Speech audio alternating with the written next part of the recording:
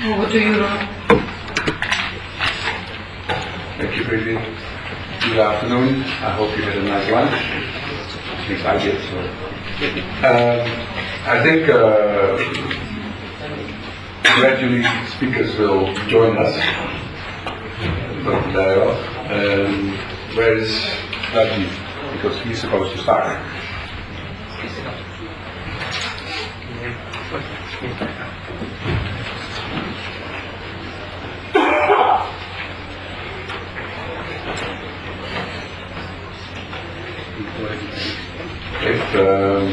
He was here this morning, so we have seen him twice. But if not, then we just continue with Dr. Dariwal, if you can take this forward already on DDT. Dr. Dariwal is the director of the National Vector-Borne Disease Control Program, with an enormous abbreviation, NVBDCP, handling, planning, coordination, and monitoring of the implementation of vector-borne disease control in India. And so it's very logical you will be talking about these. Please, sir. If you permit, I would just like to some slides? the PowerPoint presentation. If somebody can, That would be helpful. because I don't know where they store your. No, I know.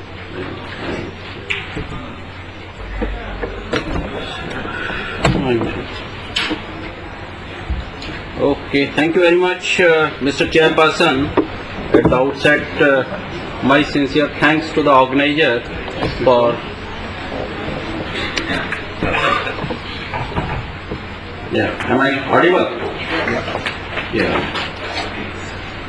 So at the outset, my sincere thanks to the organizer for inviting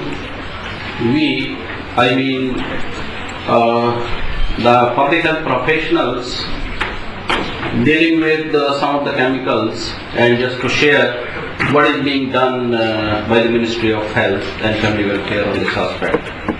And as Chair very rightly pointed out about the complexity in the name of the program from which I come, NVBDCP, this basically stands for National Program for National Vector-Borne Disease Control Program, and this basically deals with the prevention and control of vector-borne diseases. And this directorate is under the Ministry of Health and Family Welfare, and we basically from the directorate deals with 6 vector-borne diseases. And these diseases are malaria, kala-jar, dengue, chikungunya, Japanese encephalitis, lymphatic filariasis. And I would just like to give you a backdrop under which we are working. Means in Indian context, we are dealing with a disease which is responsible for causing about 6 million cases and about 40,000 deaths. And you will agree that being vector-borne diseases and the past experiences, we still continue to use DDT, which we are conscious of the fact, being signatory to Stockholm Convention, being participatory there. And I had the opportunity to attend the Stockholm Convention also on 2 occasions. So we are conscious of the fact that we are dealing through this directorate, one of the POP. Then the second disease about which some figures are written here, kala-jar, which as per National Health Policy of Government of India is in elimination mode. Elimination mode means there are epidemiological factors, there are intervention strategies which makes its elimination possible, and in that also we are continuing to use DDT for the purpose of scent fly control. Other diseases we do deal with, and I will be just referring about the other insecticides, but basically we use under the program whatever insecticides or whatever products are CIB registered, Central Insecticide Board, and we are in use of only those chemicals which are cleared by the Central Insecticide Board under the Ministry of Agriculture.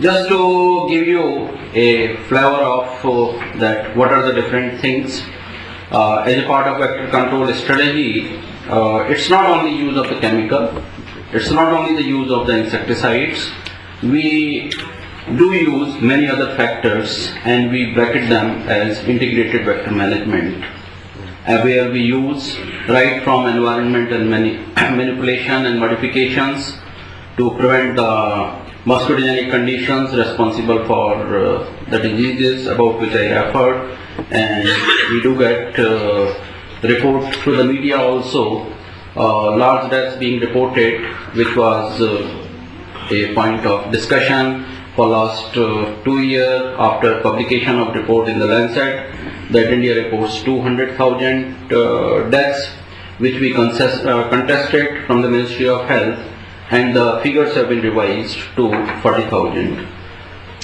So we are using these methods, environment manipulation methods, biological control, where laryngeal fishes etc. are being used.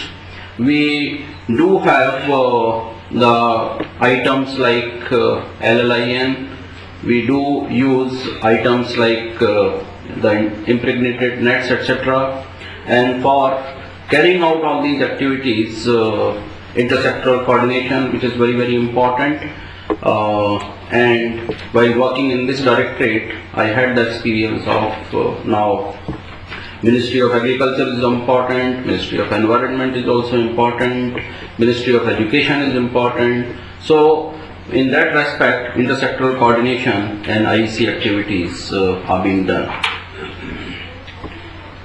Now, since in the opening remarks I said that we are conscious of the fact that we are dealing with a POP, these are the institutional framework which we have, that there is a DDT mandate committee under the chairmanship of Secretary Health and Family Welfare, Government of India, where the representatives from different ministries, they meet, and based on the disease scenario, based on the insecticide status on that particular point of time, this mandate committee takes the decision for the use of DDT for next 1 year.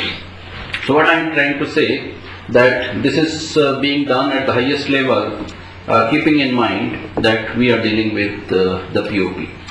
Then we have a technical advisory committee under the chairmanship of Director General of Health Services, Government of India, where decisions related to all insecticides are examined and then appropriate decision is taken. Then on the top of these things, we do collect the data, we do generate the data through different operational research, where Indian Council of Medical Research is deeply involved. And I would like to mention name of National Institute of Malaria Research, Vector Control Research Center at Pondicherry, regional medical research centers located in various parts of the country. They are involved in generating data on the susceptibility status and which appropriate insecticide has to be used. And then we have taken help of NIRI Nagpur also for doing the audit of the use of DDT, and based on their observation, the corrective measures have been taken. Then our officers have been participating in the WHO Global Alliance for Alternative to DDT under the Stockholm Convention, and again we are trying our level best to do away with DDT, but in the recent meeting held, and I also participated, there was a discussion, and discussion went for up to 12 midnight, and then everybody learned that probably we have to continue for the public health use, the use of DDT, particularly in Indian context and in African context. And there also we have DDT expert group, and we do take the advice from the DDT expert group also. So these are the institutional framework in Indian context are in place. Now this is just to give you some idea that what is the total amount, what is the load. DDT, it's about 3,200 metric ton active ingredient which is being used, and this is 80% of the global use. Besides India, something like 15 or 16 countries of African continent, they also use, and we being the sole, India being and Hindustan Insecticide Limited being the sole manufacturer of DDT, it's being supplied from India. We do use OP insecticides also, and in particular malathion for Japanese encephalitis and to deal with the outbreak situation, and similarly synthetic pyrethroids for various purposes. Now this is what is being done under the program, doses, etc. But the group may be interested in knowing that what are the safeguards being used. This is just over the period of time. The use of DDT for the blue line is for malaria, and the red line is for the Kala-Jar. In recent years, the use of DDT for Kala-Jar has increased because of the reason that we are working in elimination mode, and we do feel that this is the high time we should do away with this problem of visceral dyskinase. Otherwise, in time to come, because of some other regions, we may lose this battle. Now, for all these things, we have this environment management plan in place, and an agency, professional agency called as the SANIS consultant. They have been hired, and they have been working with the objectives reflected here in this projection.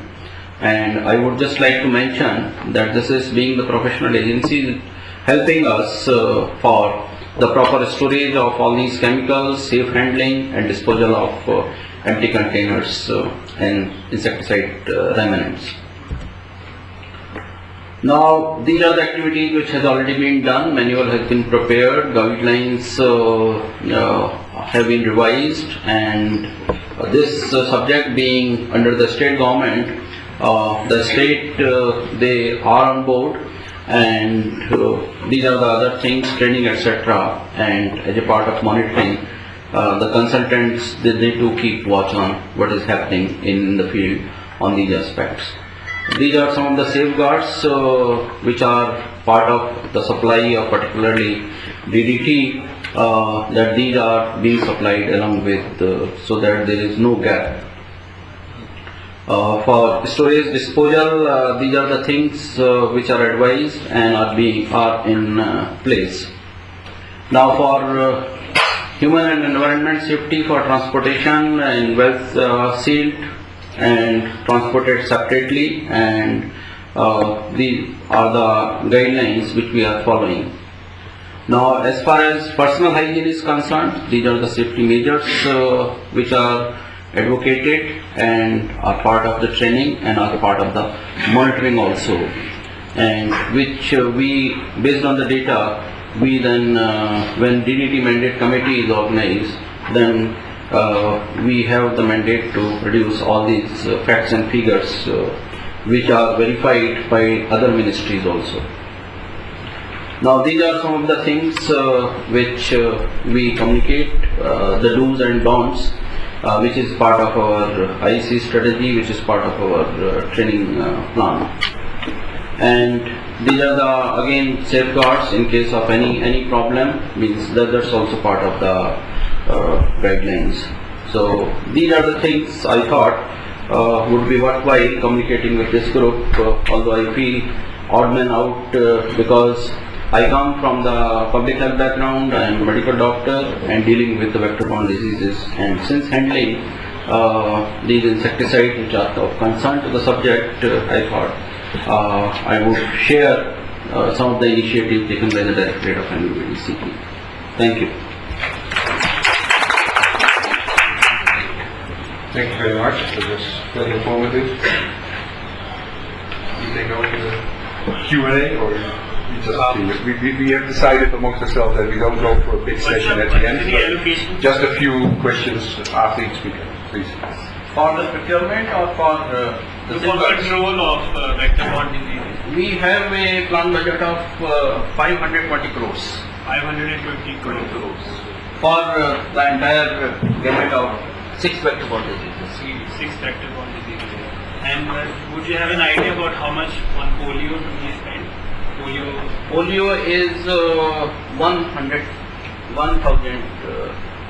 only on the vaccine. Only how much?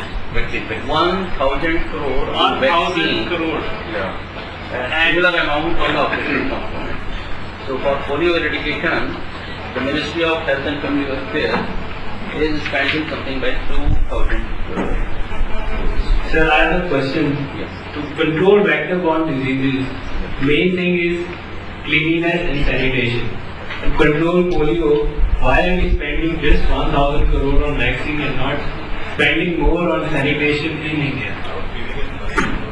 I would just respond limited part of it, because this is a part of the government decision that polio is in eradication mode, and there are regions, again the regions are that there is a tool available, and now world over, that is why that much amount is being spent. But your question is very valid, and that is being debated. And only yesterday we had a consultation on the social determinants of health, where this particular issue was flagged, that why Government of India is not spending. And for your information, Mr. Jeremy was there during the session, and the same question was put, that what Government of India is doing for supplying safer supply, which is probably the most effective tool.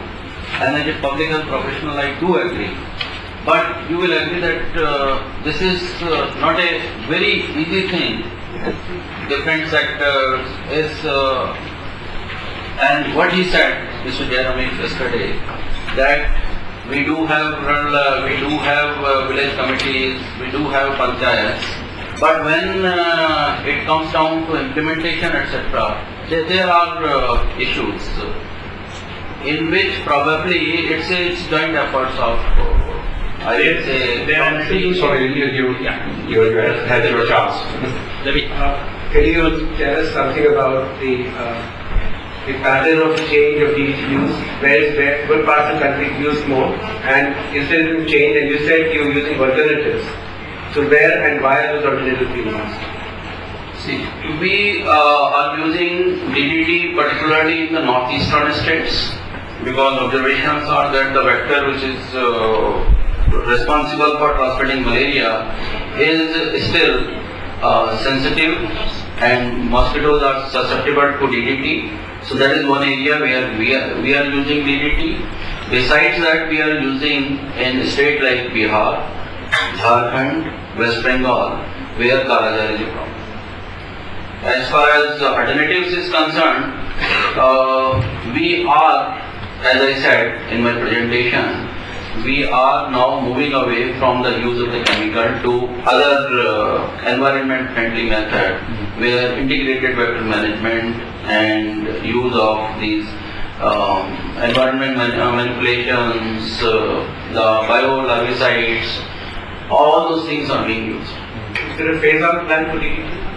Yes, we do have a plan on which we are working, and it all depends, and that is why this DDT mandate committee always asks us that you reduce not only in terms of the magnitude, the amount of the DDT being used, the area also, because now when we are saying that we are in elimination mode, then the area also has to shrink. So we do have that.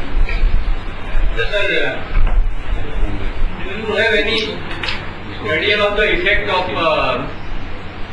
spraying of DDT on the people who are spraying the Use the microphone, please. Yes, sir. Because I think all the PPEs which you have sold already, but I don't think anyone is using it. I haven't seen in my city also. So if they are not using in town, I don't know what is happening in the rural area.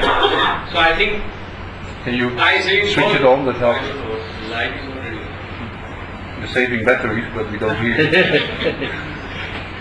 Less recycling of battery. Okay.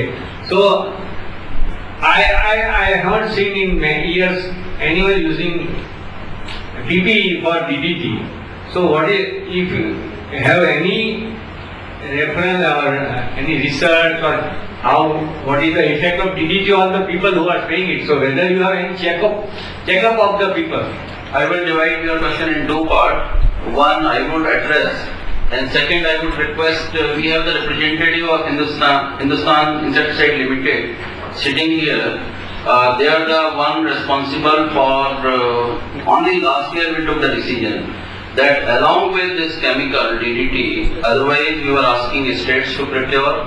Now it is going as a part of, and although they will respond, but I invite you to visit some of the states this year in 2012, particularly Bihar, Jharkhand, West Bengal, where I am saying that for Kalajar, to see that, and I would appreciate feedback on that what is happening.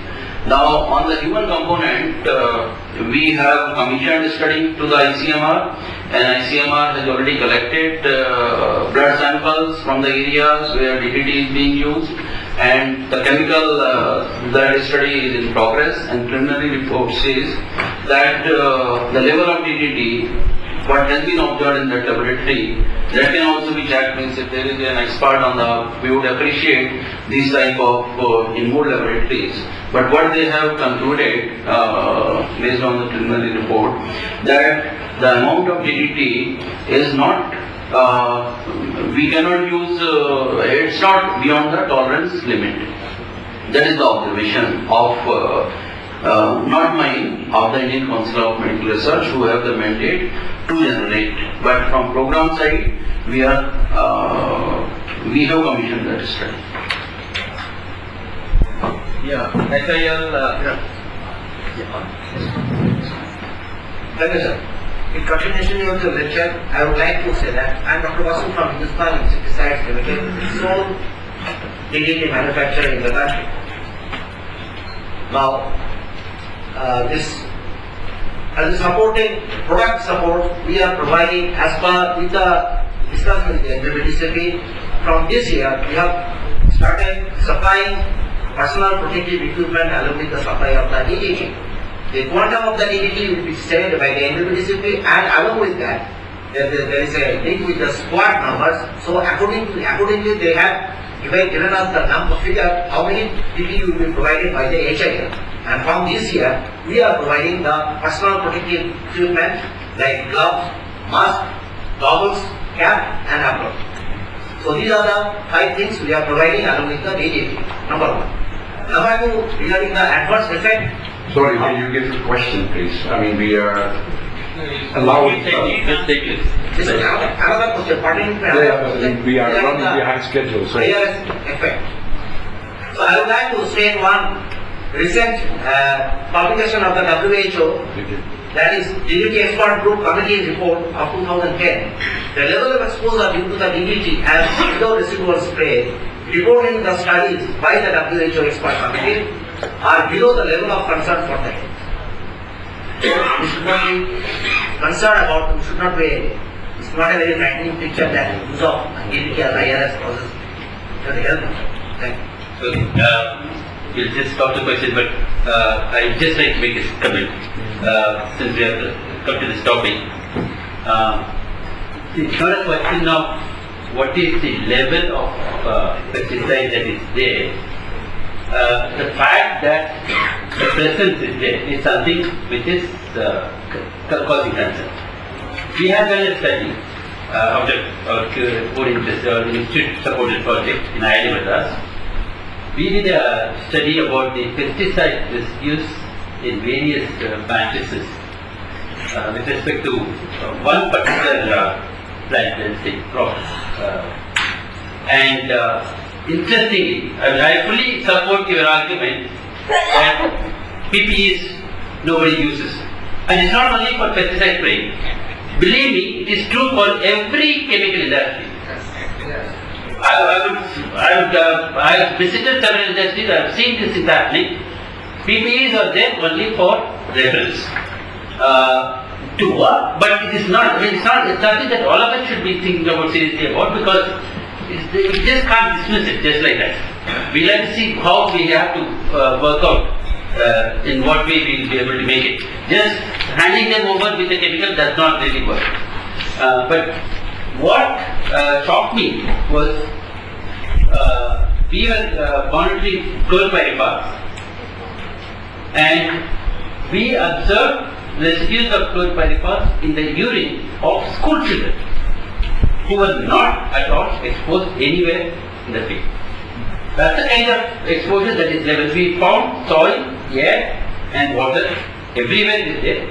And to tell you about the way pesticides are handled, we have seen on the field, I personally, for it I was there, after the pesticide was applied, the bottle was washed with the water there itself, and the rest of the container was used like a mug. And that's the kind of thing that is happening. So, this is real fact.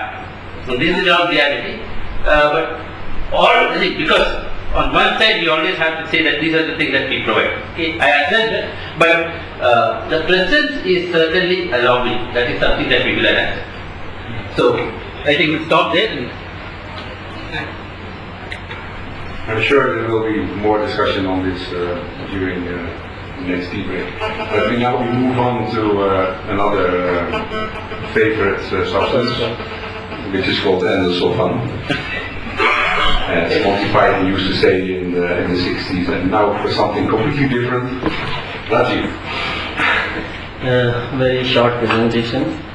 So this afternoon I wanted to make as short and as funny presentation as it can be. So through the endosulfan, which is this 22nd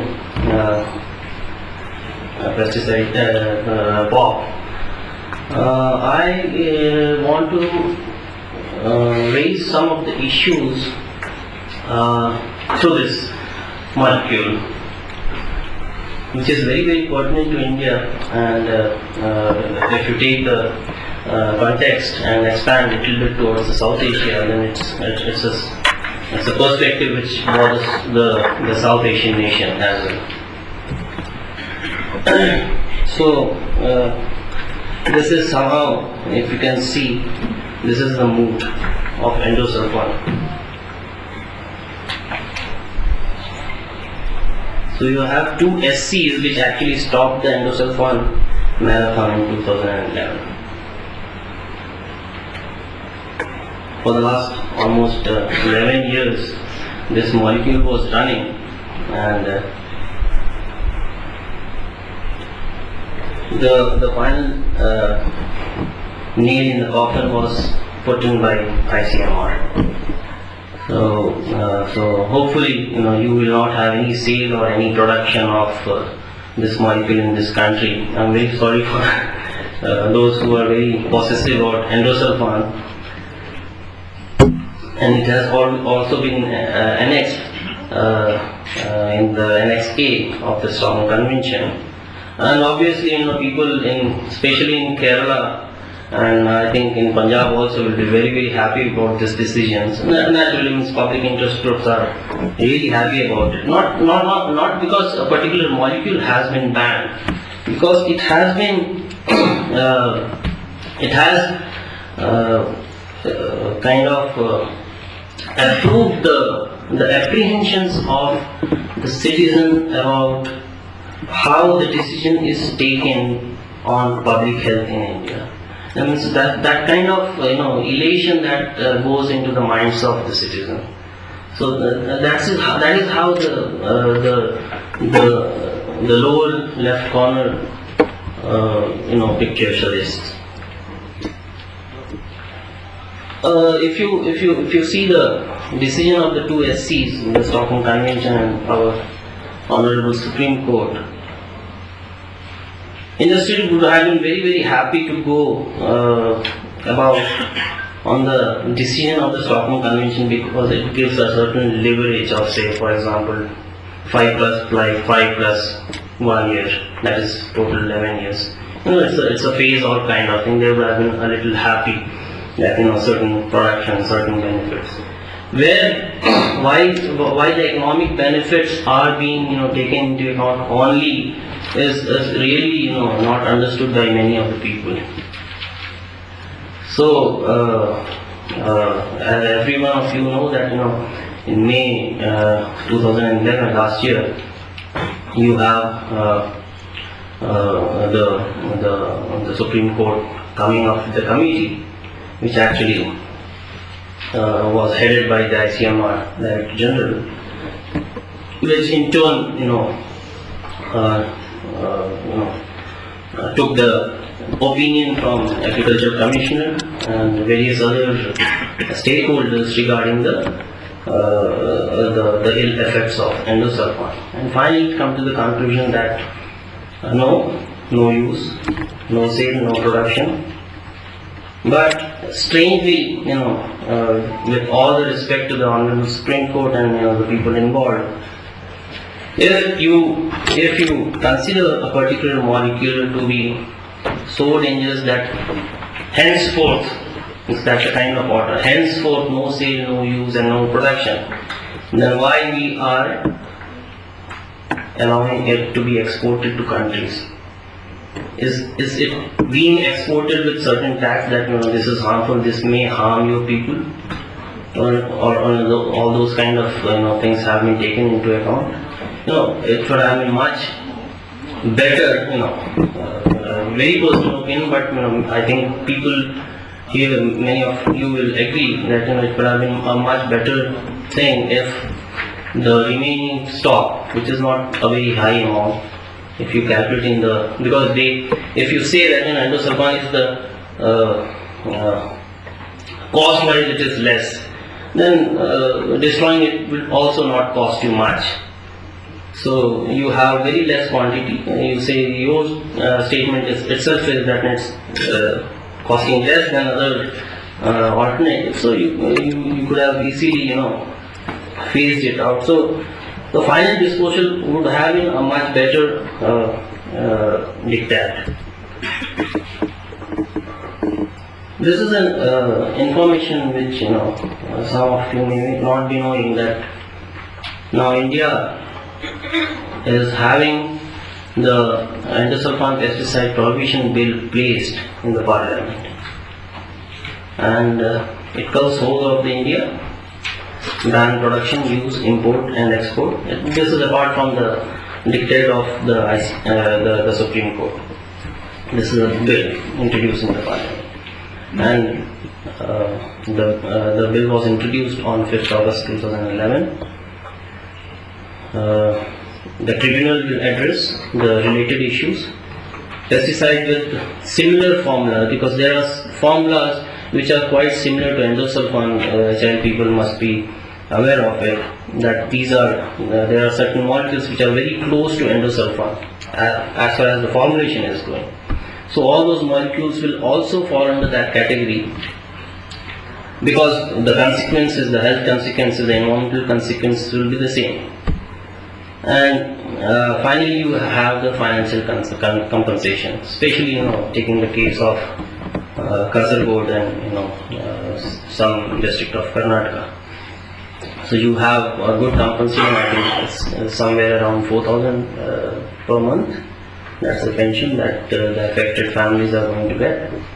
And medical treatment, I think there is a facility of free medical treatment of all the affected families.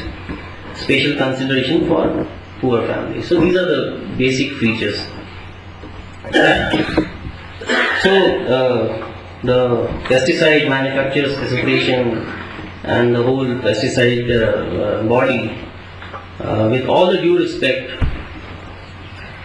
let's be very, very clear. It is being caught. It's there. It is going. So there is no use in going to the Supreme Court again, filing the affidavit again, starting the debate of health and all those things. It's very, very clear judgment, and have come at a very, very appropriate time. And just think, it has been almost 10 years since the first report of endosulfan was done. I was there, in the same kind of thing. I think it's in August, in late August 2000, year 2000, it was reported from Kasaragod. There were clear-cut evidences. I think Kasaragod is the only district where you have a direct correlation of a particular molecule with the health impact. There is no other molecule which has been attributed so strongly to all the diseases in whole of the globe. That is the credit of this. So that is why we have to have those kind of, it has been studied for a long time. People were engaged. There is a lot of health data which was generated, and then certain kind of correlation which has very high R square kind of thing being generated. We need to learn from this and see that how for each and every molecule we have 220 molecules registered as of now. So how many of the molecules we have where we have these health imperatives? So that is one of the learning point. Just the background is this: you have 80% of the world's demand produced in India. Agreed that you have almost 22 crops and some of the dreaded pests which are controlled by endosulfan. There is no denial about that. There are some genuine concerns. I come from an agriculture background. I have a master's in agricultural economics from G.B. Pant University. So I know, these debates are there. There are pest losses. Very conservative, it's somewhere around 20%, but year to year it may vary to 30% or even 35-40%. So that's a genuine concern. But I don't think pesticide is the only way forward to tackle about or talk about the food security or solve the food security problem. There are other ways. You have stagnating food production. That is also very, very genuine. Almost a decade now, you are stuck to somewhere around 235 million tons of food grain production. That is a challenge. That's a challenge. Cropping intensity and all those things, you need to discuss. Then you have vulnerable cash crop, cotton, cashew, normally to where the endosulfan is being applied. But the brownie point is that if you take the total consumption of pesticide in India, somewhere around 50,000 tons, you have only less than 10% used for the endosulfan. So if you balance the crop loss due to pest attack, I am not very sure if the agriculture department has the data that if endosulfan is not applied, how much percentage. If it is 10%, less than 10%, I don't think endosulfan is solving many problems of the crop pest. The other thing is credible scientific practicality is there. We have lots of scientists in the country with very good academic excellence, very good professional excellence who can actually think of alternative. We have increasing enabling environment. Ministries are ready to cooperate with you. There is increased funding. You can seek funds from various sources. You have alternatives. You have under the Stockholm Convention itself. You have GEF and other people who are ready to fund you for all those alternatives. So we need to use that. There are some issues on known alternatives, though hundreds of alternatives are listed for endosulfan. But there are some people who say that there are some certain molecules which are already under the Rotterdam Convention and stuff like that. So we need to take care of that. Mr. Domkar also suggested some 26 molecules alternative to endosulfan. So all those studies are there, and we need to see the appropriateness of the alternative, the application of alternatives in various places where the endosulfan is being used at present. So what should be the approach? Stop this obsession. We can develop better molecule. And I'm sure the scientific fraternity of this country is काफी सक्षम है कि एक alternative produce कर सके endosulfan का। ये एक अपॉर्चुनिटी और एक चैलेंज की तरह लिया जाए कि you know okay within 2 years or 3 years we'll come out with it. Why this possessiveness? वो कोलावेरी टाइप का हो रहा है। Then again this is again misinformation or stop thinking that the rich country is promoting certain molecules. Don't take it. Who is asking you to follow the dictate of any other country? Develop your own skills. You have the required thing. Only certain investment will be needed, or you need to find out whether the chemical alternative is the only option. There are people in Andhra Pradesh, in Orissa, who are actually practicing non-chemical pesticide. See the applicability of it. Then talk up on the grounds. I think there is a lot of debate which is needed there. And the National Human Rights Commission has suggested that of this proportion you need to take this as in the scale of national disaster. Then you have credible research that is needed, health data which has been talked by almost all the speakers, and the social costing. Balance of commerce and trade is very, very essential. Then you have reduced dependence on chemicals, that is another thing. Final disposal, I am not going to talk much on that, we can discuss this later. And then the regulatory and redressal mechanism. This is something I already talked in the morning.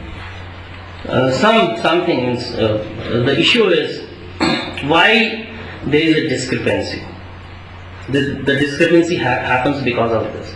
If you see the ICMR report in details, you will understand. Because the data on the uses of endosulfan is coming from agriculture, which is more bothered about the food security, which is fine, that's the mandate of that department. But how come the omission happened? That's strange. This map is very well known, all over the internet. If you search, you will get this map. A very famous map generated by certain research scholars. There is no use of endosulfan in West Bengal.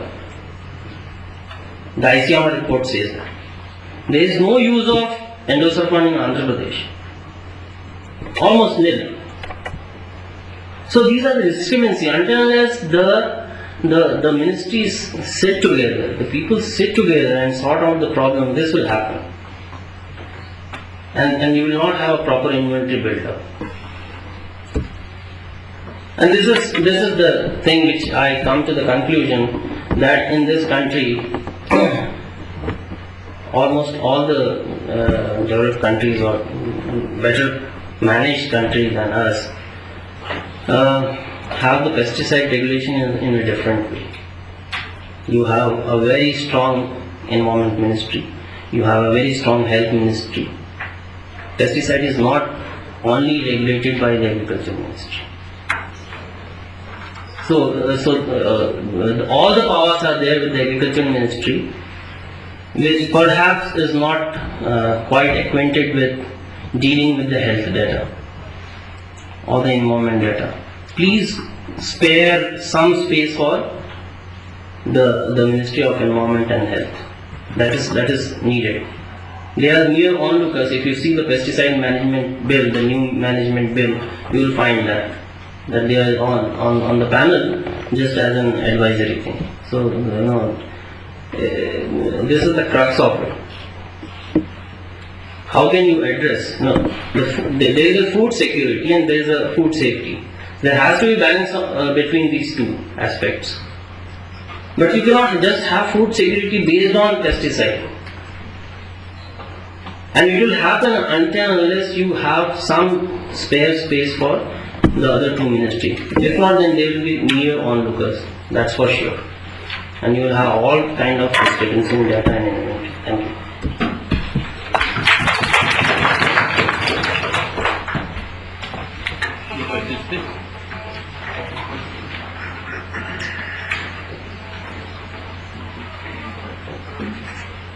Okay, yes, that's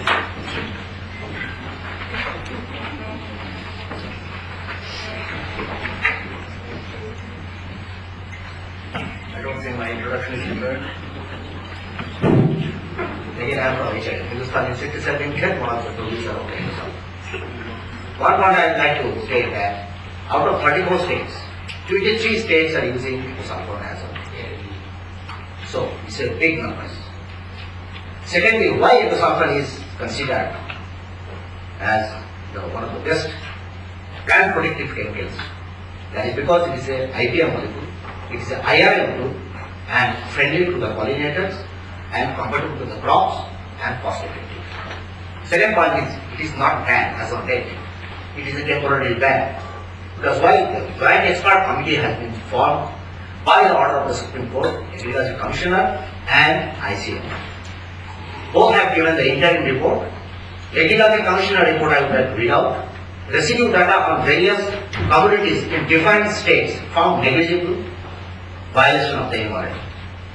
No state reported adverse health effect except Kerala due to the use of sulfur. Regarding ICM, because it requires a epidemiological data, 2 to 3 years data is required. ICMR interim report was made on the basis of the ICMR expert team visit to Kalipur and SMR of Kerala only. As per findings, were only suggested, as per the Kalipur Medical College report, cancer, seizure, boiler, etc. similar in both affected and unaffected area. I am reading out from the interim report of the ICMR. Similar sample size and the findings were only suggested but not conclusive. Overall answer mostly because of the beetle chewing, not because of the endosulfan. So this is very inconclusive report. Dr. Ravindra Rohan, I think Calicut Medical College doctor, did not find any differences in the profile of the affected and unaffected area population. So this part, the health hazard effect is absolutely inconclusive. And country-wise epidemiological data and the case of ill health due to the endosulfan not yet available. My third point is that if I can refer the US, EPA, EU report, the EU, they have notified to the Stockholm Convention for listing of the endosulfan, and there they have clearly stated that it has no adverse effect, except some doubt regarding the endocrine disruption. I can read out the answers. Regarding the alternatives, the 75 alternatives, endosulfan alternatives have been suggested by the different countries in the pop rock. And out of 75, there is a point that the alternative should have a non-pop criteria. But out of 75, all are having pop criteria. There is a data gap of long-range transportation, there is a data gap of the immune suppression, and there is a data gap of the development neurotoxicity. And out of that, 74, so many are having falling under the class 1B of the hazard category. All are almost coming the class 2 category like endosulfan. 30 chemicals are highly bioaccumulative. 4 falls under the IARC carcinogen link list. And there is a negative socio-economic impact and cost impact on agriculture and industry. So, one ad hoc committee has been formed to find out the gaps and to find out the suitable alternatives which can replace the endosulfan. And that will be finalized in the next COP meeting, that is in 2030.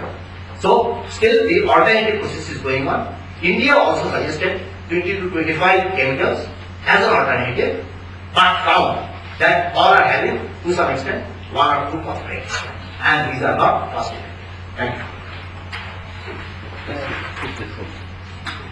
I think the pop characteristic is very well.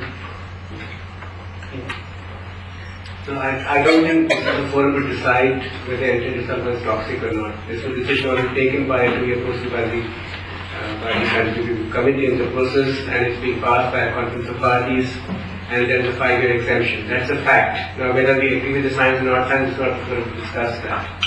So that's one thing I would like to point out. The fact is that Hindustan has a global decision for a phase out, and India is one of the countries with a five-year exemption, which can be reviewed after 5 years, another 5 years. That's a fact. And I think this debate is a little old right now to bring to the table, because there are scientists more than us who have debated this for years, and we can put all kinds of political reasons for the decision, but that's neither here nor there. That's one thing. Secondly, I think it's high time in this country that public sector units, they're not private motivated, follow the decision, not defend a molecule of chemicals, which I find very surprising that a public sector unit, not a private sector unit, wants to defend a molecule instead of looking of other ways of doing things. This public sector was set up by Nehru for the public good. A decision has been taken for the public good. India has participated. I suspect, or I would expect, that the public sector units follow that decision as a state decision, because they are part of the state, and not contest. Not contest. We are not contesting. You are contesting. We are not contesting. I am going I from your tone. May I finish? May I finish? You had your chance. May I finish? Yeah. Alternatives not yet finalized. That is my point. If you speak, and I will not. Yes, sir. Please. It's a matter of how we move forward in this country, and I have a right to say what I have to say after you said. Unless you want to say again, then I will take it after you say. But I have a point of view which you may not agree with. But I think public sector units are the public money by taxpayers' money. The state has taken a political decision, it's participated decision. The Supreme Court has continued what is called a temporary ban, but the ban continues such a long time, often translates into a permanent ban. So unlikely they're going to go through it. And so I think the tone and tenor of such an argument needs to be a little more different than what is being presented here. I just want to say that. We had lots of arguments with private sector units, but I suspect the public sector units need to take a little different view of how these decisions have been followed. This is just my view. Okay, we'll just take one more question. Have this debate later. Please go. Just quickly. Hi, Dr. Singh, KD Virasat Mission representing organic farmers who don't use any chemicals. There is a farmer in Kerala, especially in Kasaragod, who uses fire ants to control all those pesticides and has been using it for a very long time. And I think we can easily say that it is doable without chemicals. Farming is possible without chemicals, and it is very good, and we can save our soil, we can save water and save environment. Thank you. Okay, please make it very quick. I will just say, I don't think endosartan has anything to do with food security or food safety, because it is being used in cashew and cotton, which is all known is not food. Yeah. So why we are looking at it? Ministry and Sarat Pawar also don't know what is food. Because we should look for millets, anything, and we don't need to produce any endosartan. It is very right. And before Nehru must have, as I have started in 1960, before that, we are producing waste spices in the world. We are the producer of waste spices in the world without using any chemicals. So don't worry about it, let it be closed. Can I get one more chance? I think we'll have this debate later, okay, because we have to proceed with the budget. Can we? Thank you. I knew it would be an interesting debate. But I will abuse my role as chairman by also putting on my EU hat, because you said something about the EU. So I'm also entitled to respond. You're obviously wrong on the EU side, and your conclusion that there was nothing conclusive. Do you think really that we have banned it in the European Union just because somebody thought, nice idea? No, we have a full risk assessment, and if you don't get the facts, I will send it to you. And certainly it was conclusive. Now to another very interesting group of chemicals, which we also addressed this morning in the inaugural session, at least I did. The brominated flame retardants. And Satish Sinha, Associate Director of Toxic Link, will kick that discussion off, because I'm sure that's also a heated discussion in which we need then some flame retardants to control it.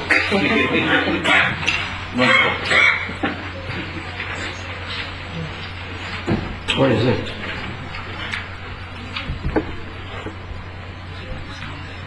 Maximus. What is that? Just see. Is this the way? This color is not coming through.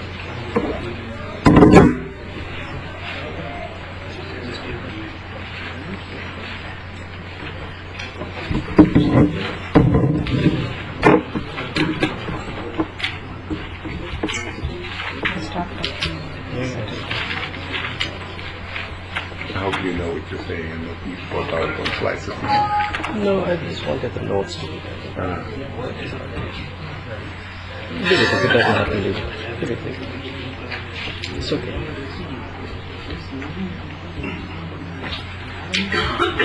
It's okay.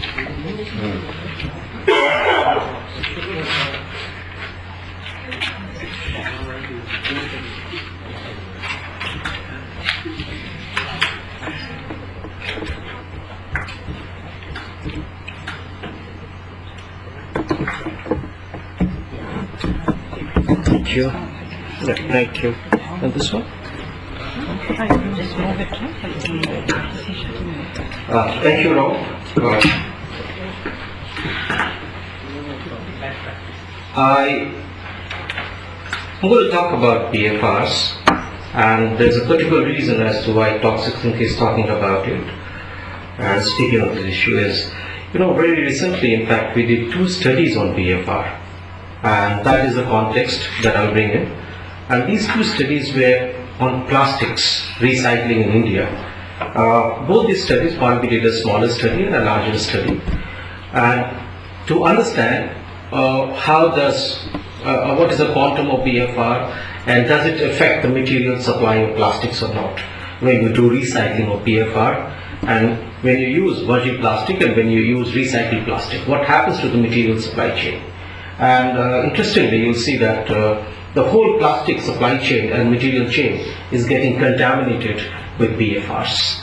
So that is what the study was. So I'll go to that, but before that, I just want to bring in, for just common understanding of everybody, as what is BFR and what are the effects of BFR. So BFR essentially, as the name suggests, it is a flame retardant. It essentially suppresses fire and retards the process of fire. So there are many products which need to, they use this. But there are various kinds of BFR. Flame retardants, sorry, there are very kinds of flame retardants, and one of it is brominated, and there could be others also. There could be chlorine based, there could be phosphor based, there could be some inorganic also. But you have a special range, which is the most, slightly difficult ones, is the brominated flame retardants. And there are about 75 of them which are available today. And why they are used actually, that, it's quite cheap. I think that's one reason, that is very inexpensive chemical. The second thing is that it doesn't alter the basic character of the material where it is being used. So that's one important thing, that the material character remains same, and it is used in many of the products around us. In fact, it is so common. It is used in your electrical equipments, on your electronics. It is used in packaging material. It is used in your textile, in your sofas, in your carpets, in your everything that you use in your households. It is very extensively used as a chemical to prevent fire. So this is where is the application of these. And one of it is known as, there are different kinds of brominated flame retardants, and one of it is polybrominated biphenyls. Now this was banned, or this production stopped in 1970. This is one that I'm just separating it out, and that's why I'm speaking slightly ahead about PBBs. They have been found to have the same characteristics that we're talking about, of being persistent, of being bioaccumulative, and being toxic. So PBBs also have been classified as carcinogens. So this, but unfortunately, this is no more under production now. But then you have other kinds of BFRs, which have got, there are different congeners of BFR. There are 3, penta, octa, and deca. Penta are most commonly added to polyurethane foam-based, products like furnitures, cushions. These kind of materials uses penta quite a bit. You don't have to show. Oh, sorry. That's Okay, my fault. Apologies. Thank you. So, penta is used in some of these materials and very extensively. Then other alternatives in the household, then octa is in electronics and deca is also in electronics. And this is you can see the benzene kind of a ring which is there in both this. They are commonly used even today. bottle you'll see it. It's in the entrance. Okay. One more. Yeah. One more. Yeah, so this Now we is see it. HPCD. This is also come up for being in the list. So this is a candidate now, HPCD. Not TBPA. Yeah, not TBPA. So this is a figure that I've got. It's very difficult to get production figures. This is what is 2001. The only thing that I want to state here that Asia is the biggest consumer of BFRs. If you look at the bottom line, it is Asia which is topping the list because most of the production is happening here for these materials. So this is being very extensively used in these countries. Some of the concerns about these PVDs are additives. PVDs are not chemically bound to the material, and that is why they leach out very easily, and they contaminate the environment. They have the same properties of persistence, bioaccumulation, and potential for toxicity, both in animals and humans. Some of the health effects or health and environmental effects of these PVDs, they have been found in both environment and humans. There have been extensive work which has been done, and there are many papers. You have to just Google it to see where all it was found and what is the kind of impact that is having human health and environment. Levels of PVD in the human population have been rising steadily for the past 30 years, and concentrations are doubling every 5 years. This is the finding picked up from there. And they are bioaccumulative in blood, breast milk, and fatty tissues. This has been, I think, talked about in the morning also. They go into your fatty tissues and they bioaccumulate there. The main source of PVD exposure is essentially those people who are working with this or who are into recycling of plastics which are laden with fire retardants. So India has a very large population which is actually engaged in this kind of work or this kind of livelihood opportunity where you do a lot of recycling of electronics plastic or even other kinds of plastic, which is with very high this thing, and they do it without any protection, without any protection or without any safeguards. So they are a very potential population, or they are very vulnerable population for being affected or being exposed to this kind of toxicity. There have been studies, in fact, you don't find too many studies in India. Now that's a very significant point. Most of these reporting of studies are being other countries. In fact, India has got no data. There's only one study that I could look at by Devanatham or somebody, which has been is done in various mediums. It's done in water, is done in air, is done in soil, and he has done some human testing also. So there's only one study, if you Google in India, about this, and that is where I say that there is a need for much more of work on data on these kind of population and the mediums where the environmental loads are there because of these kind of molecules. Continued, first identified in living organism in 1981, found in fish samples in Sweden. So that was in 1981. Since then they have been found in birds, fish, shellfish, amphibians, marine mammals, sewage sludge, sediments, air samples, meat, dairy products, and so on. So you could find the molecules of these in every medium, in every place. So that is the kind of penetration it has had, and the contamination that it has created across so many areas. Most alarming has been the discovery in human blood, fatty tissues, and you also look at umbilical cord blood and breast milk. These have been recorded absolutely, and they have been there. I would just say that they essentially, they are neurotoxic, and they also impact the reproductive system. I think that's the sum of all of it.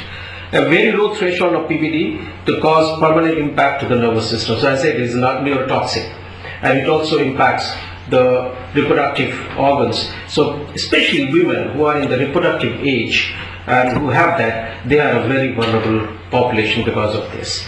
So you know what it essentially means, that you're likely to impact the next generation because of this.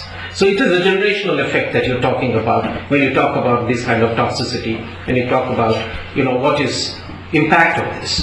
It is easy to say that, you know, it affects the reproductive process, but it does a lot of damage down the line. Persons associated with the manufacture and recycling of PVD containing products are exposed to highest levels. That's what I said. If you're working in a plant or factory where this is under production, or if you're working in a plant and factory where it is under remanufacture, so both places, population around who are around or directly working or around this are likely to be impacted most. This is about the position in various places, about where it stands. You have the position of India, which is in blue, then you have European Union, and then the United States. So if you look at it, in introduction of BFR in consumer products in 1970, I'm going down the line this side, detection of PBDs in milk in 2000, this is in, and then pentyl octa banned in EU in 2004, I hope I'm right, okay. Then pentyl octa ban or proposed ban in several US states in 2006 to 2008, and then again in the US you have commitment to voluntary phase out Decabiri in US by 2009.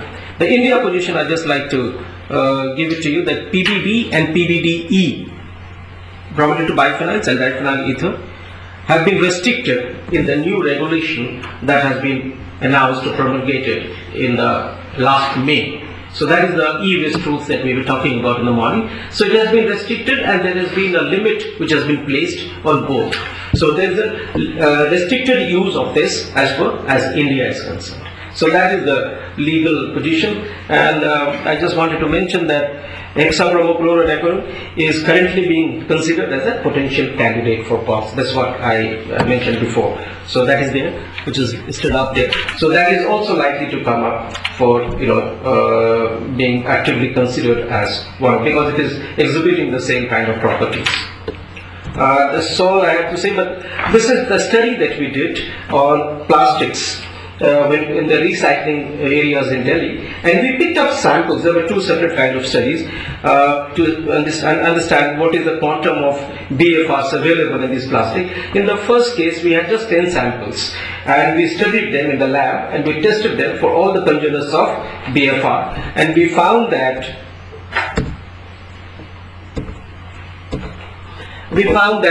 all these three, hepta, octa, nona and deca, we found them in very high concentrations in the plastic recycling, in the end of the life plastic that you had from electronics, and they were available, and we picked up from the various samples we picked up. So out of 10, we had 5 samples which were high on BFR content, and of which, if you look at one of the samples, and they were as high as 3490, where is it?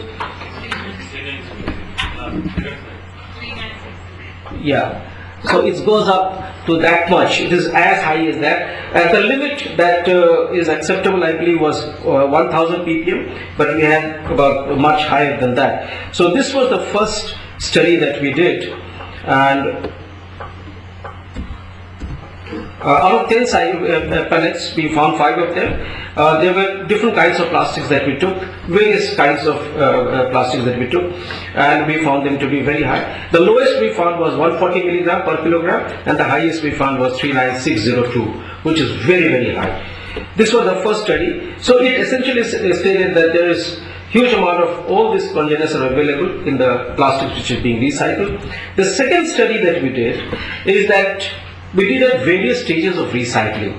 And we picked up all kinds of sample. It was HIPS or it was ABS or it was any other kinds of plastics, and we did it at various places. When we did it, when the plastic was being, just cut, or it was being grinding was done, or pellets were made, when fresh material was added. So all along the chain, we picked up samples at various places, and we had about 44 samples in this.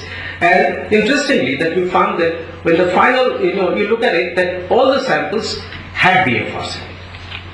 So essentially, that samples which are not supposed to have BFR also have BFR. That means they were not intended to have BFR, it was supposed to be BFR free. But because of the material being mixed at various places, both these kinds of material, at the end of the finding just stated that all the samples had BFR. That's the finding that we found in this study that we did. So it is essentially saying that the whole material chain that you are using today on plastics, because of certain kinds of practices that we follow, is being contaminated. So that was the study that we found. So I just said that I found all congeners of it. Recommendation, I don't know what kind of recommendation to make, but certainly one of the main important things is I think we need to have more data, right? We need to have a roadmap for dealing with these kinds of plastic. We need to, one thing that we've addressed perhaps is, for some kinds of BFR we have had a now limitation or restriction placed on it by a regulation. Now how effectively do we manage that or monitor and implement it? That's again a question that we debated in the morning. But the second thing is certainly that we need to have more data, not only on BFR, on many other things. We don't have adequate amount of data, and I think the government needs to come forward and invest into these kind of data, which needs to be looked at very, very critically. Thank you very much. If you have any questions, I'll be happy to answer them. Thank you.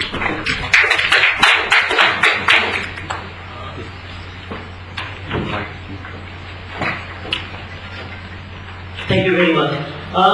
On that very particular note, I understand, it is very disturbing that when in the most of the cases in the recycle area, different type of plastics gets mixed and end product gets mixed up. So if you see this plastic bottle at the end of the bag, there is a number in the triangle, it says 1. So this has been a common practice around the world that you put a recycle number, so you do not actually make sure that these things is not recycled with other products. So when the recycle is happening here, do they actually monitor these things, or it's just because if they really monitor this, it's not supposed to go, as you say. I know you're coming from Bangladesh, and I'm not too sure what the practices are in Bangladesh. But this is the informal sector recycling which happens in India, where there are no controls. There are no control mechanisms, there are no regulatory frameworks which are worked in those areas. And this is why you don't have these kind of things. Otherwise they are supposed to have these symbols, they are supposed to have this mark. Also, even in the formal sector where they use recycled pellets or pellets which are made from there are very little controls. So I do agree that they are supposed to have this marking, but essentially it doesn't work that way. They are supposed to have the symbols which are there at the back. There are numbers and how many times it has been recycled. It essentially stays from that. But that is I think Ravi is pointing out to some bottle which is where you find drinking water in it, and there is no number on it. So it's not very important. Others are putting numbers, but there is no mechanism to separate according to numbers. So the number is just a. So you have a recycle number, not 1. No, that is It has no meaning. And actually, somewhere I read that the lower number, that risk is low. Yeah. So, thank you very much. Dr. Satish Chandra. I would like to. Just hold it, yeah. So, got the bike empty.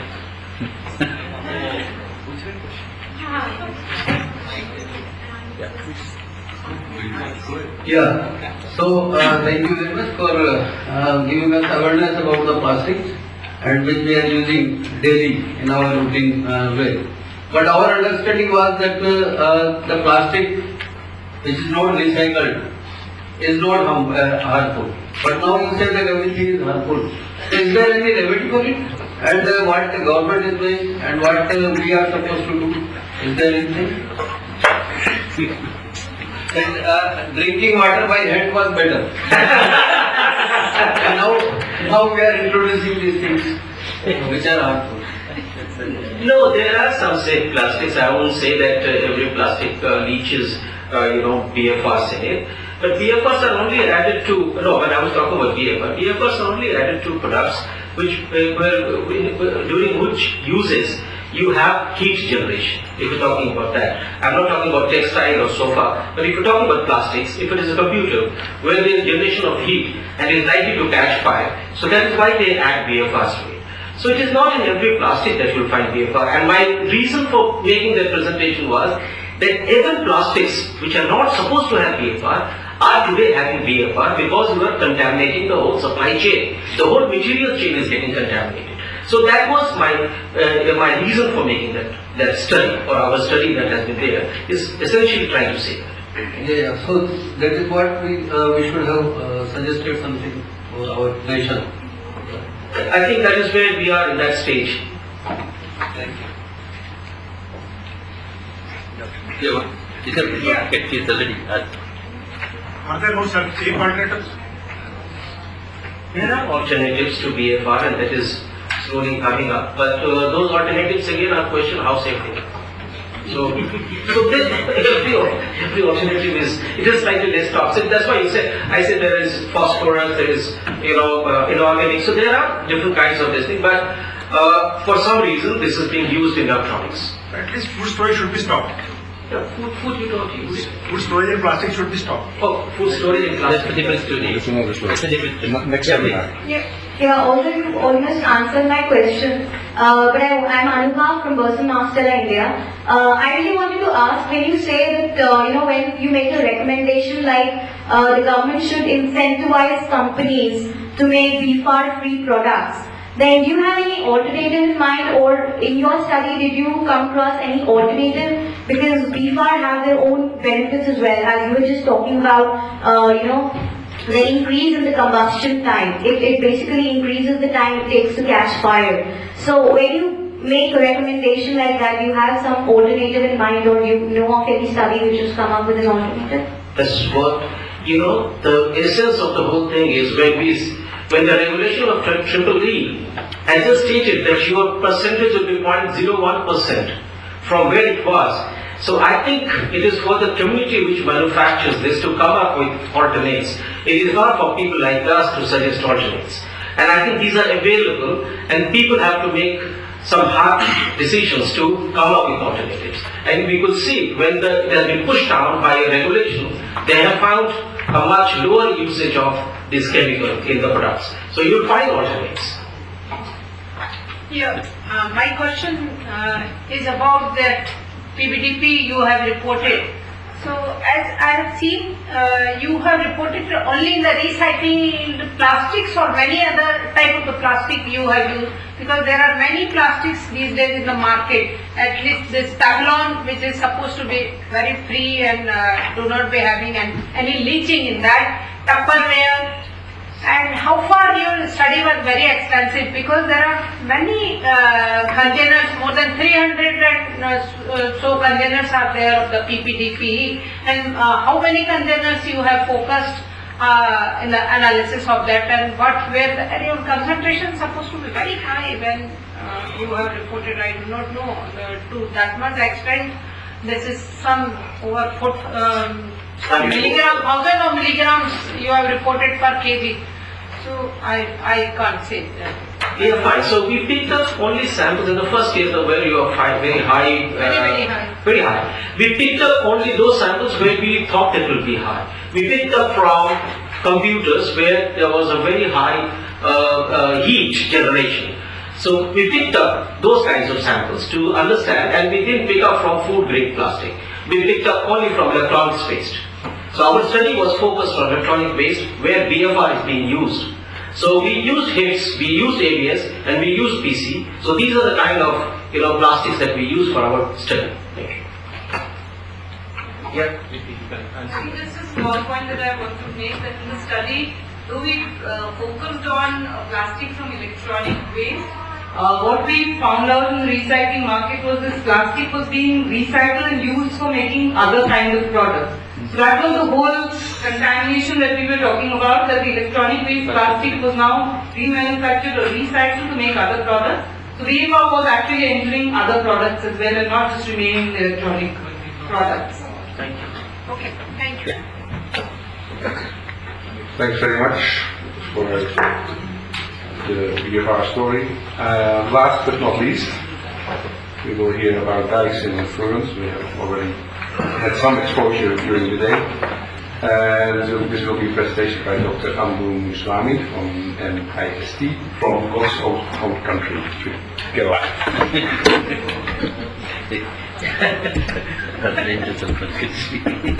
I didn't say that. Sorry. I'm not from, basically I'm from Chennai. Yeah, but you're from Trivandrum on my list. Yeah, I work for CSIR. So you migrated? For what? It's my country.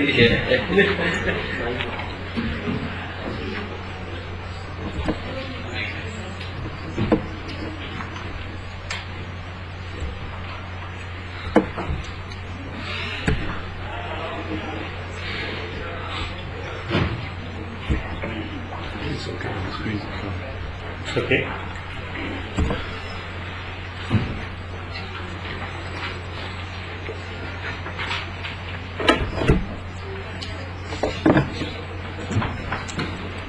Dignitaries on the dais, of the dais. Very good afternoon, all of you. It's really great pleasure for me to share few knowledge which I learned so far to share with you. The day long you have been hearing about dioxins and new crops, including lead, endosulfan. Endosulfan, in my opinion, as a chemist, its lifetime is less.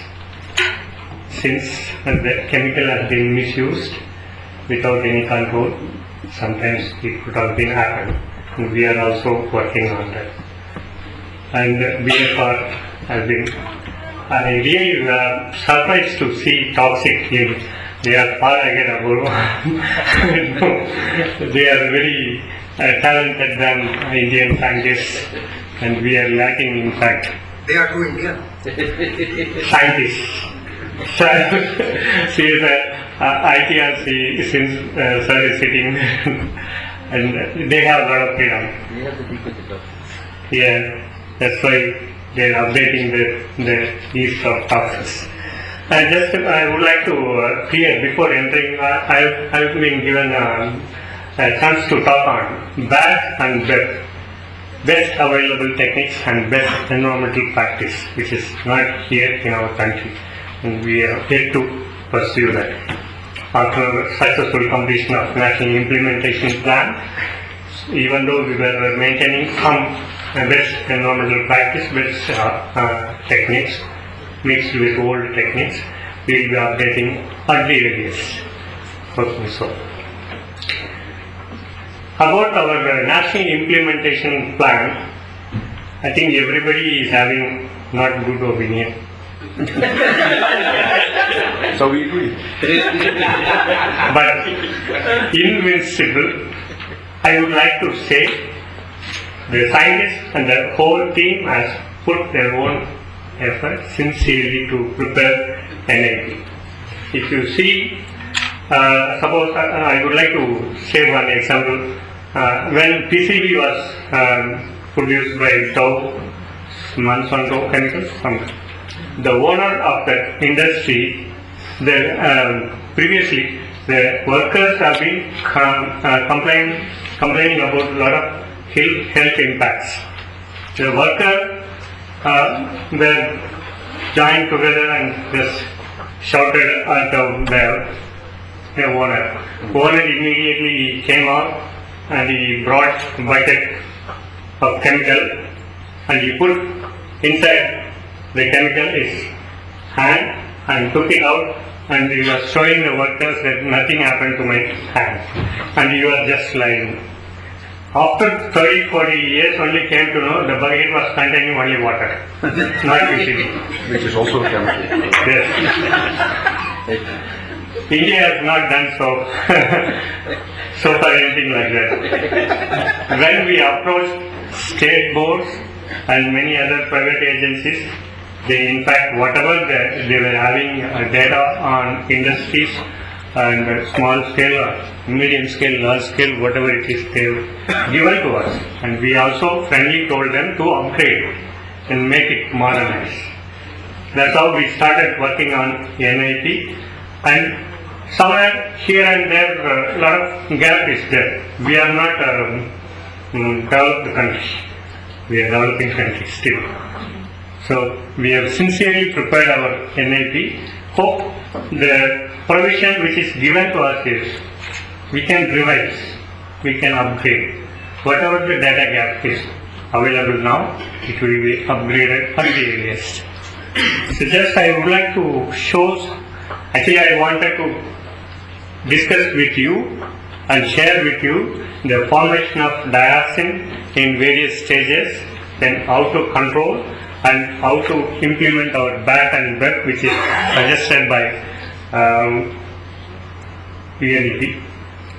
But before that, I would like to clear our side. What was the NIP?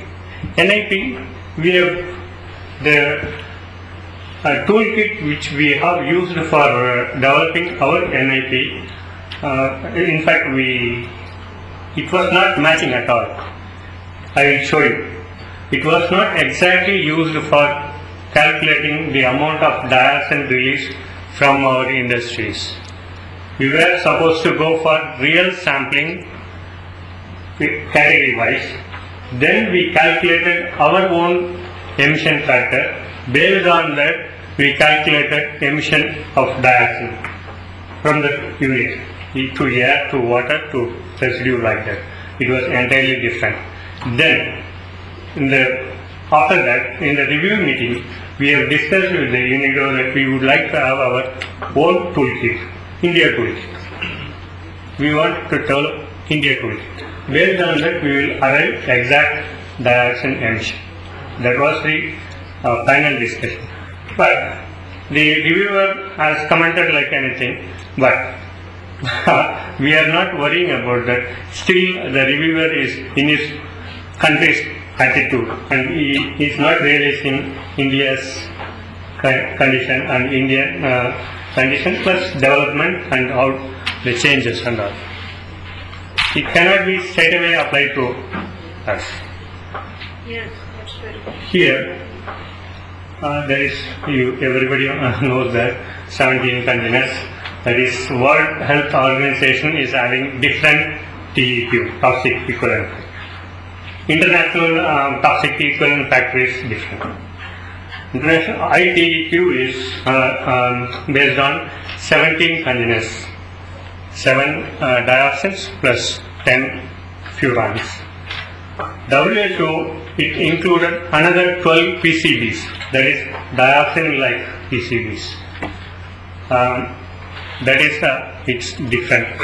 Based on ITEQ only we have calculated, not based on WHO TEQ.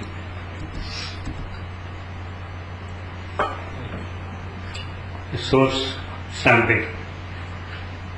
Before going into the calculation of dioxin emission levels, we have also carried out sampling in ambient air, which is very difficult. Ambient air, if you want to estimate 0.5 femtogram, you should carry out sampling for 3 days, at least 3000 cubic meters. After that, we have conducted sampling in flue gas, residue, soils. This is one among the flue gas samples collected from various incinerators, and this is I think this is from power plant emission. Sample was collected from hazardous waste incinerator. The sample, this sample is was collected from nearby cement industry, open dump landfill site.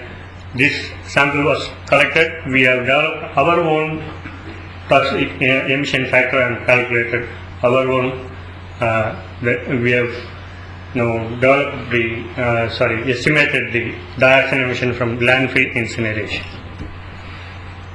So this is our mobile lab which we have purchased.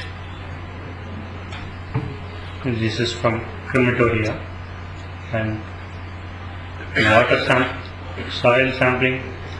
All these things we have taken with much care. We have taken to calculate the original dioxin emission, and we should not just produce NIP just like that and submit it to our ministry.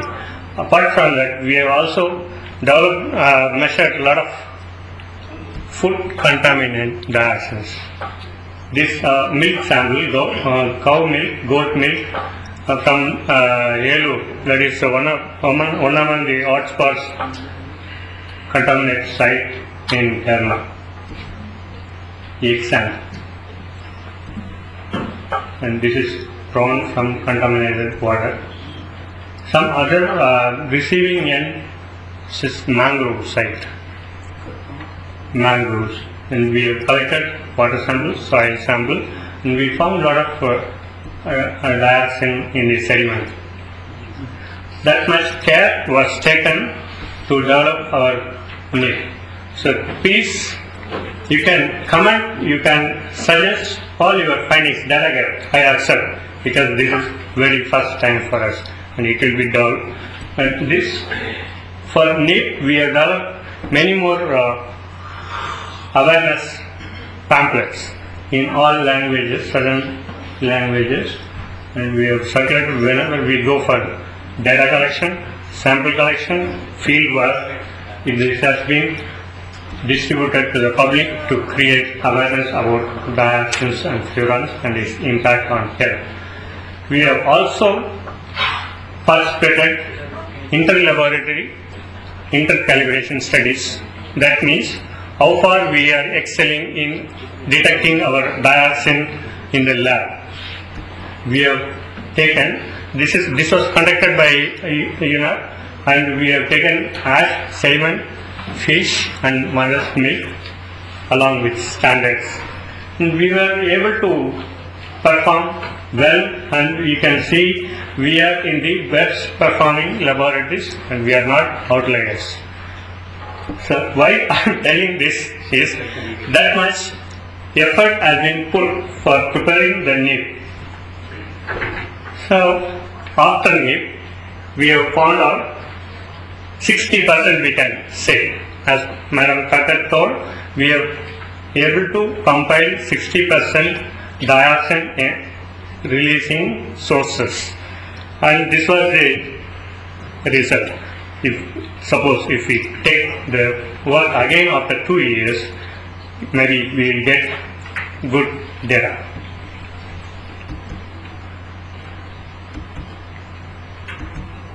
So now, just to tell about best available technique and best environmental practice. The BAT and WEB guideline is released in 2000. It was released in 2005, I think, by UNAP for each and every small category to major, minor, every category. Here in this document, it is mentioned what is the potential point source from a process where from which place exactly the dioxin is coming out, and after that the document is suggesting what type of technique, that is best available technique, has to be put there to reduce dioxin emission, and also best environmental practice.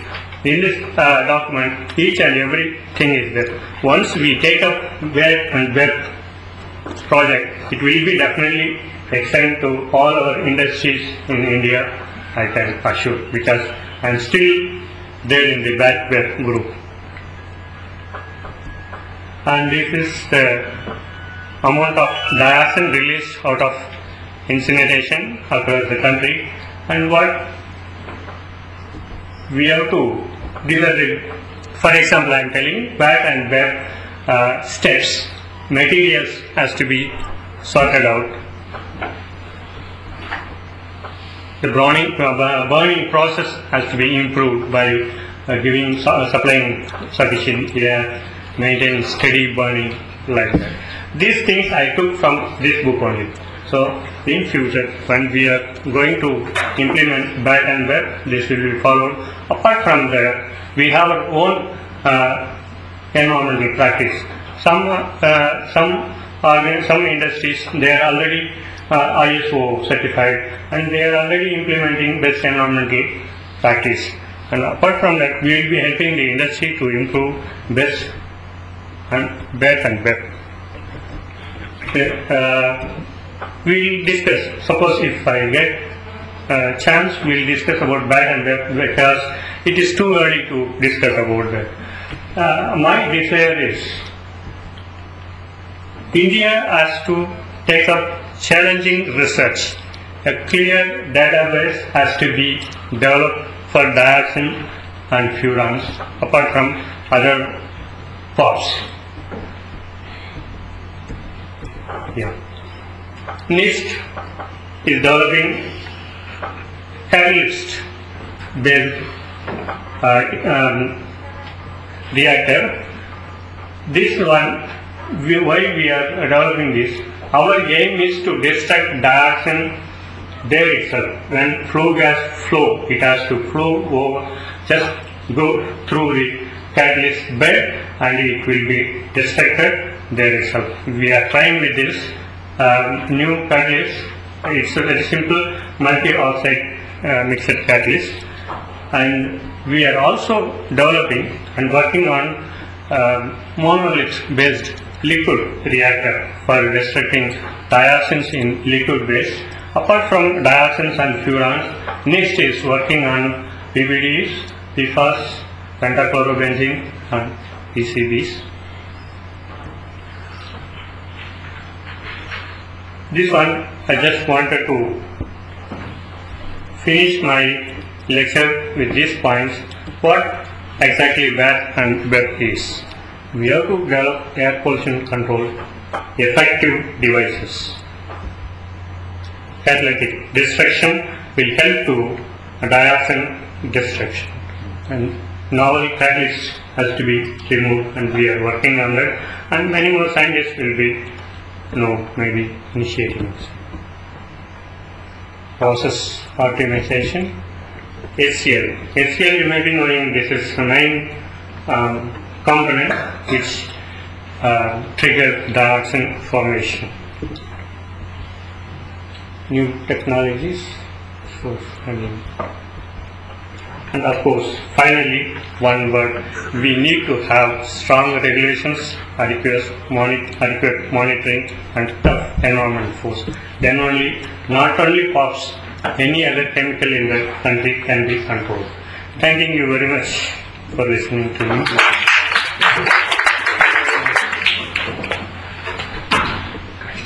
Any questions?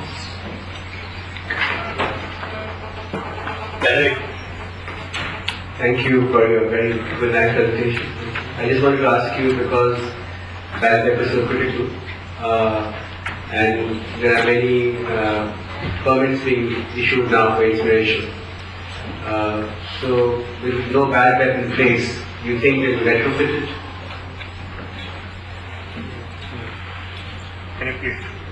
With no bad web in place right now for incineration, we have some standards for hazardous waste and medical waste. We don't have notified standards for municipal waste incineration, which maybe I think they will come up with a new licensing of some plants that are licensed. But there's no guidance of bad web. Of course, it's a unit document, but it really doesn't play a role in how these facilities are permitted or the permits are issued. So my question is that can they be retrofitted? When you get a bad web out, can this facility be retrofitted to conform to the backpack? And yeah, once the new, there are two things. One is existing facility. The second one is new facility. The existing facility, according to BAT and BUF, it has to be upgraded to the mark. That is, for up to the limit of release, direct release. Maybe sometime back, CPCB was working on the limit. It was put at the 10.1 nanogram per meter cube. So, BAT and BUF will be implemented.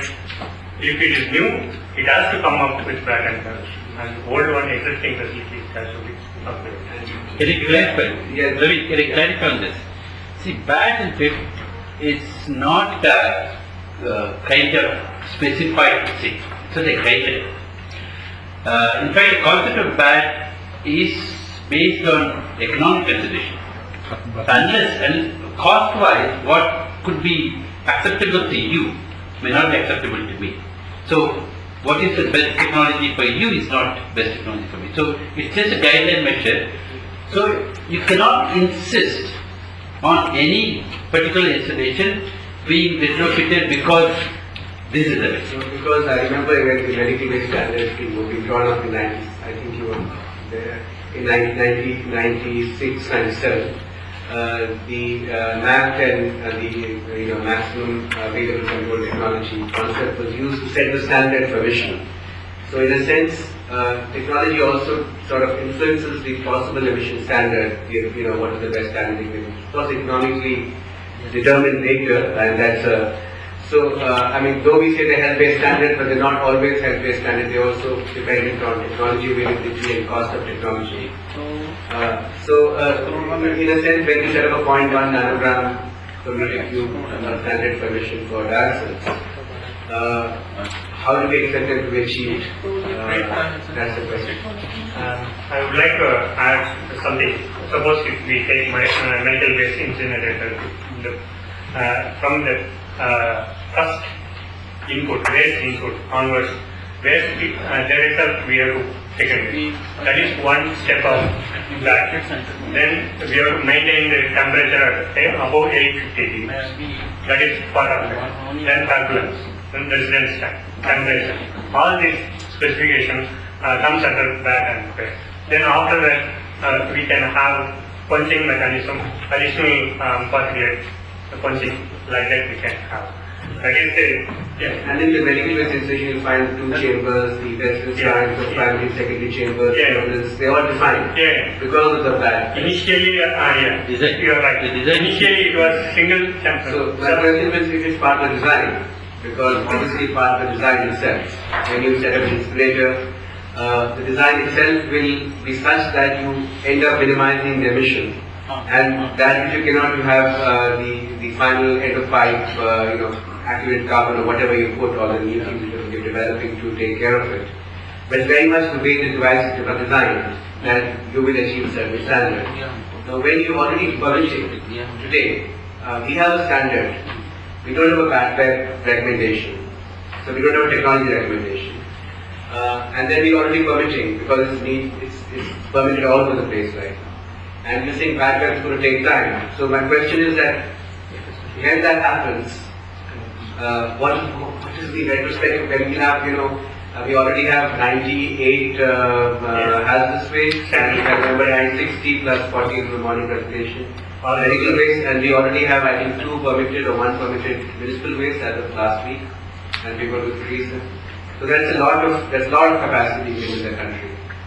Now, I'm saying that if the implementation plans are going to be so lagged, you are permitting decisions, and without the regulatory mechanism in place, we're really believing what the manufacturer says is their mission, because our regulatory bodies have no mechanism to find out what's happening. I was in the Okla committee for evaluating the plant, and believe me, we just had to believe what the manufacturer told us. There was no information we had to evaluate what was being said. Now, not there were scientists like you in the committee, I was not scientist. My experience in this what happens is the manufacturer is supposed to have tested under certain conditions and gives the specification and says this is what is the expected result. Now, many times, the operator doesn't operate, the manufacturer doesn't hold any responsibility. So this is where we fail. And my basic, from all my experience of various incinerators that I have seen around, I see this backfit for dioxins much longer way. If they can even achieve what is needed for the primary air pollution control itself, I think we would have scored something. But to expect this to come up in the near foreseeable future is really a dream.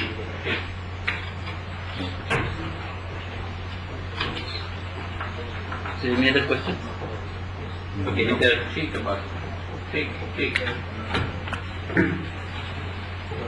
Thank you.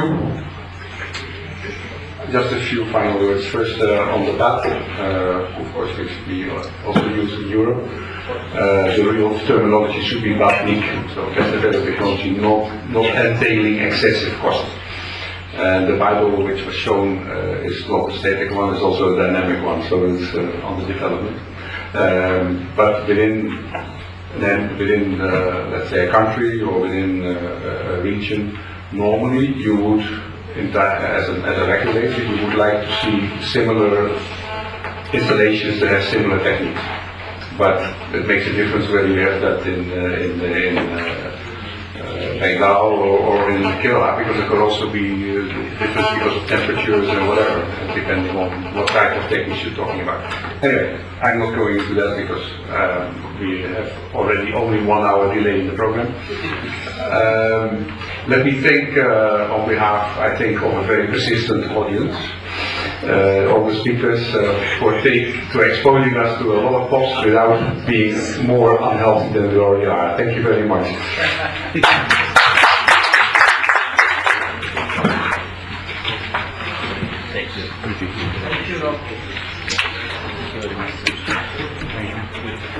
Just like to thank everybody, all the speakers and Shankar and Professor Swaminathan for chairing this session. We'll break for tea at this point and come back with the panel plenary session, the panel discussion. So we have, right now it's 4:25 I think around, so we'll have a 15 minutes. 15 minutes break, so 4:40 is when we come back after the tea break, and we immediately start with the plenary session. See you after the ये है उनका नाम है बीबी प्रथम सचिव जो director से है प्रभजोत सिंह जी भी बसे